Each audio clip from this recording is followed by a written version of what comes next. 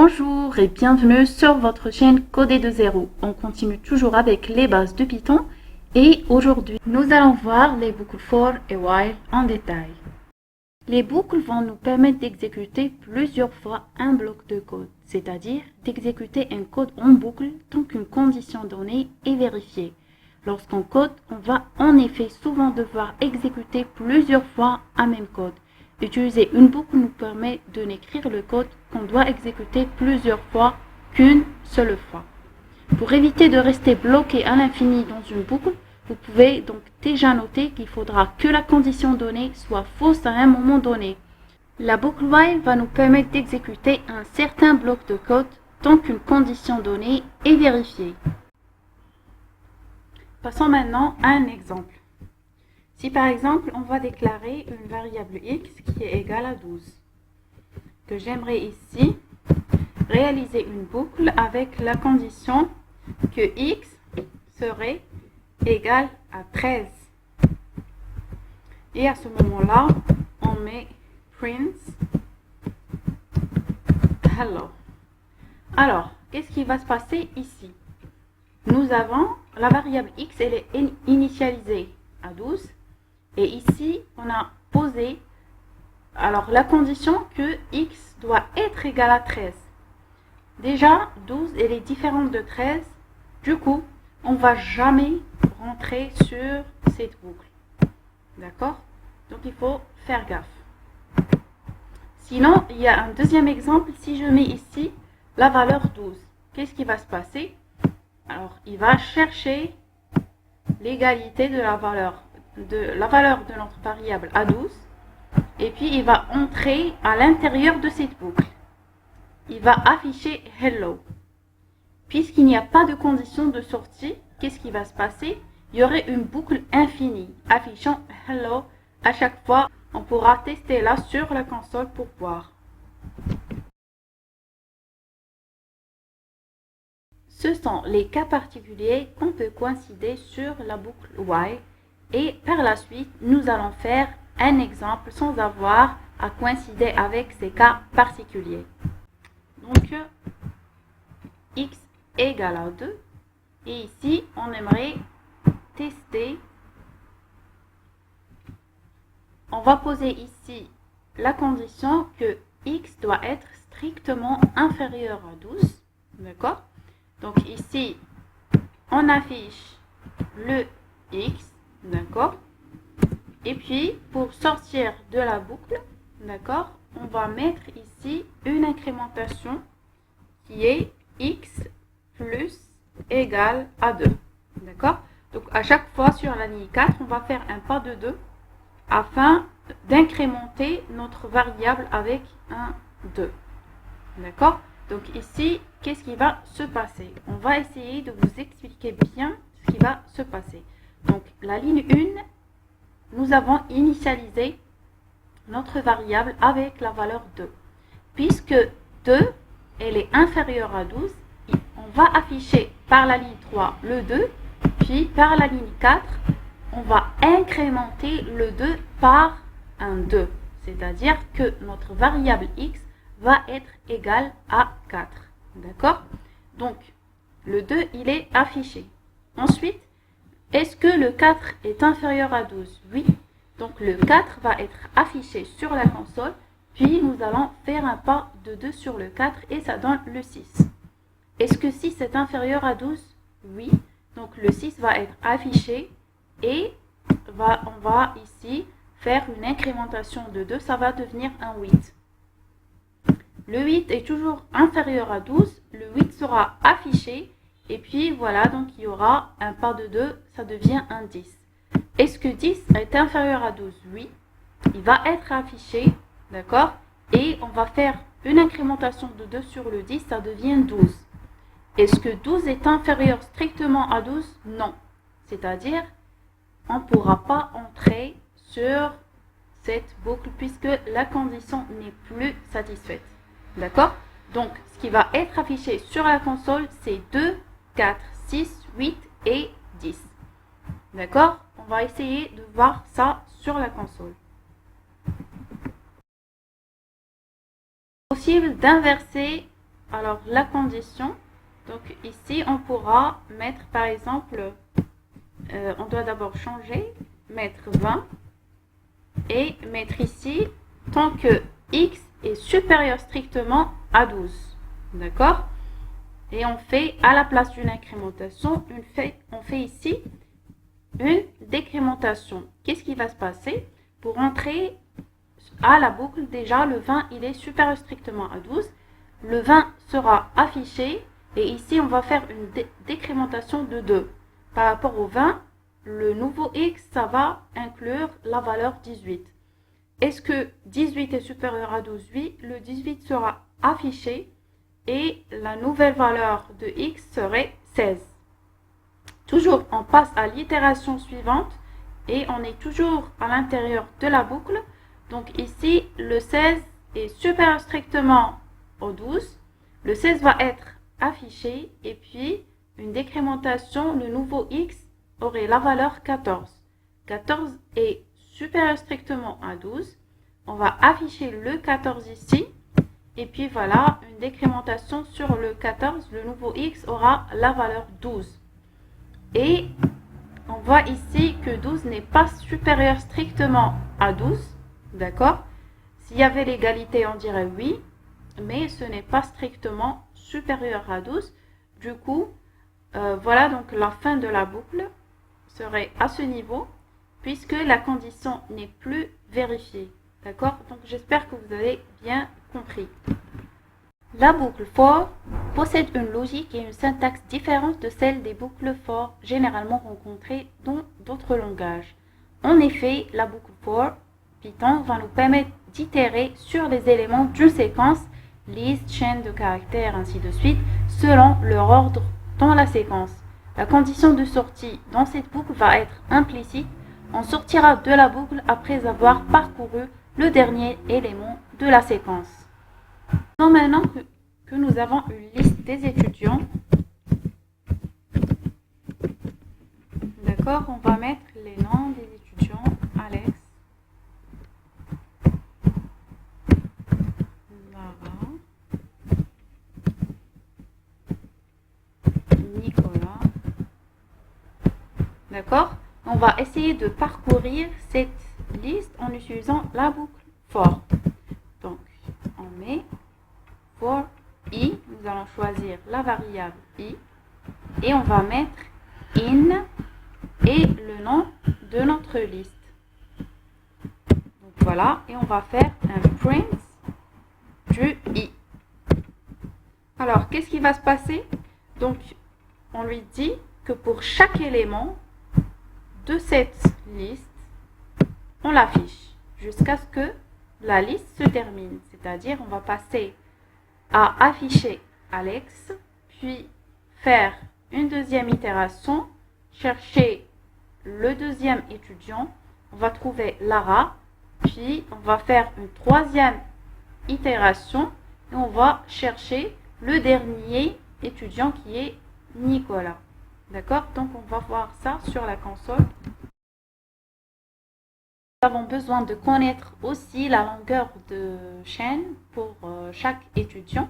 Donc il suffit de mettre ici une virgule et appeler la fonction prédéfinie len qui permet de calculer la longueur de la chaîne et on met ici i pour représenter chaque étudiant de la liste. On va pouvoir utiliser la fonction range pour itérer sur une suite de nombres avec une boucle for. Cette fonction permet de générer une suite de valeurs à partir d'un certain nombre et jusqu'à un autre avec un certain pas ou intervalle. Dans son utilisation la plus simple, nous allons nous contenter de passer un nombre en argument de range. Dans ce cas, la fonction générera une suite de valeurs de 0 jusqu'à ce nombre moins 1 avec un pas de 1. Nous allons voir ça sur un exemple. Nous allons voir la première façon d'utiliser la fonction prédéfinie range et on va donner un exemple. Par exemple, si j'écris ma boucle for i in et j'utilise range avec un seul paramètre qui est par exemple égal à 4. On met deux points et on revient pour faire l'affichage, print, et on va afficher notre nombre. Alors, qu'est-ce qui se passe ici? Donc, la boucle va parcourir les nombres en partant du 0 et à chaque fois, pour passer au deuxième nombre, on va faire un pas de 1. D'accord? Jusqu'à, alors, 4 moins 1 qui est 3. Ce qui va être affiché sur la console, c'est 0, 1, 2 et 3. D'accord? Donc, essayons de voir ça sur la console. La deuxième façon pour utiliser la fonction range est de lui donner deux paramètres. Le premier servira aux deux points de départ et le deuxième servira deux points d'arrivée. D'accord? Alors ici, qu'est-ce qui va se passer? On va commencer à afficher les nombres à partir de 4 jusqu'à 12 moins 1 qui est 11 et toujours avec un pas de 1, c'est-à-dire que sur la console, nous allons voir le nombre 4, 5, 6, 7, 8, 9, 10 et 11. Voyons la console. Il existe une troisième façon d'utiliser la fonction prédéfinie range, c'est avec trois paramètres. Alors, comme on a dit, le premier, c'est le point de départ, le second, c'est le point d'arrivée et le troisième, c'est le pas que nous allons faire. Si je mets par exemple ici un pas qui est égal à 3, donc dans la console, qu'est-ce qui va se passer? Il y aura l'affichage de 4, puis avec un pas de 3, ça devient 7, avec un pas de 3, ça devient 10, et si, alors ici la limite, il ne faudrait pas oublier que la limite c'est 12 moins 1, c'est 11. C'est-à-dire que si je commence par 10 et que j'ajoute un 3 et ça va devenir un 13, il n'appartient pas, d'accord, à l'intervalle. Donc, les trois valeurs qui vont être affichées sur la console, c'est 4 plus 3 qui est égal à 7 plus 3 qui est égal à 10. Le point de départ, c'est le 4 et le point d'arrivée, c'est le 12 moins 1. On va voir ça sur la console. Alors, je supprime d'abord, puis on exécute. Les instructions break et continue sont deux instructions qu'on retrouve dans de nombreux langages et qui sont souvent utilisées avec les boucles, mais qui peuvent être utilisées dans d'autres contextes. L'instruction break permet de stopper l'exécution d'une boucle lorsqu'une certaine condition est vérifiée. On l'inclura souvent dans une condition de type if. L'instruction continue permet, elle, d'ignorer l'itération actuelle de la boucle et de passer directement à l'itération suivante. Cette instruction va donc nous permettre d'ignorer toute ou partie de notre boucle dans certaines conditions et donc de personnaliser le comportement de notre boucle. Voyons ça sur des exemples. On se basera sur cet exemple, on va faire des petits changements. Donc ici, je vais enlever le pas 3 et je vais laisser le point de départ 4 et le point d'arrivée 12. Et ici, on va essayer voilà, de mettre une condition if, par exemple, je mets ici i, pourcentage de égal à 0. Donc, je vais essayer de vous expliquer qu'est-ce que j'ai écrit. Break. On va mettre ici break pour sortir, else, et on va mettre ici le print. Alors, qu'est-ce qui va se passer? Ici, pour les nombres allant de 4 jusqu'à 12 moins 1 jusqu'à 11 et avec un pas de 1, on a posé ici une condition. Si i modulo ce pourcentage, c'est le modulo 2 égal à 0. C'est-à-dire qu'il s'agit d'un nombre pair. Pourquoi? Parce que la division entre i et 2, ça donne, le reste donnera 0.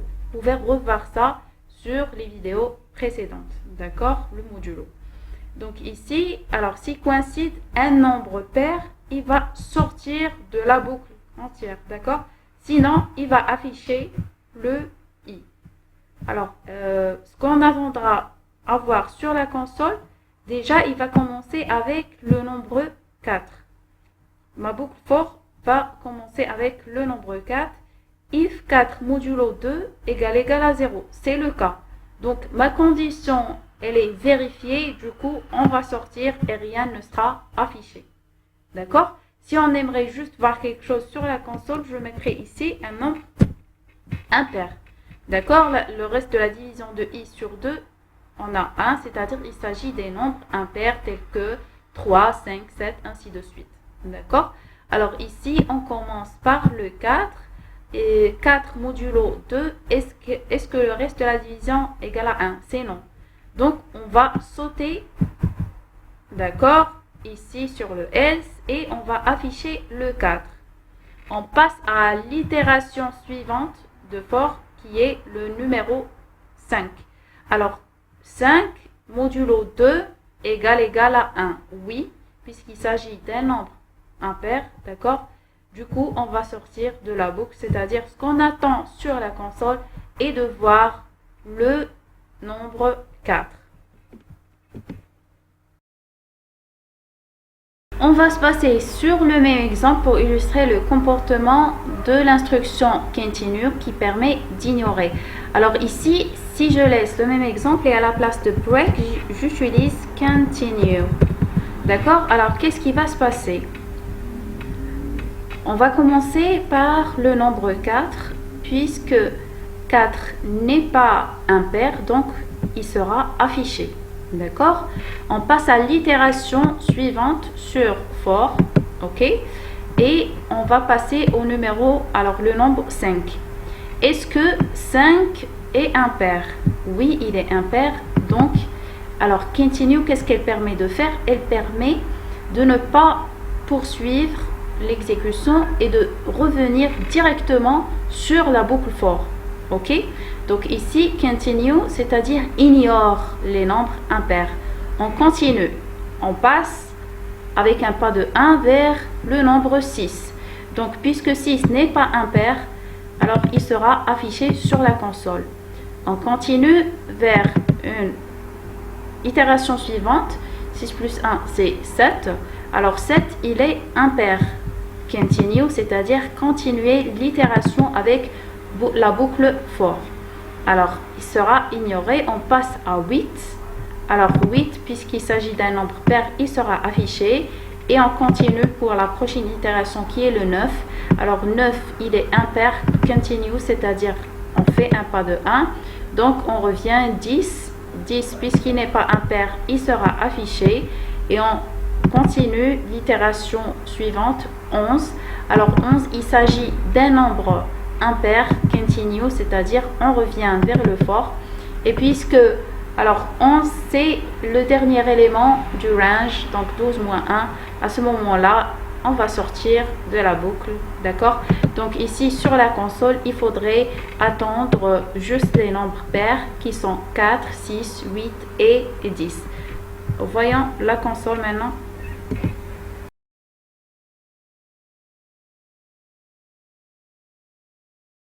Donc voilà, notre vidéo touche à sa fin. J'espère que vous n'aurez pas de problème à utiliser les boucles en Python. C'est très facile comme vous voyez. Si vous avez des questions, vous pouvez me laisser des commentaires et je vous répondrai dès que possible. Je vous souhaite un très bon courage au cours de votre formation et je vous dis à bientôt.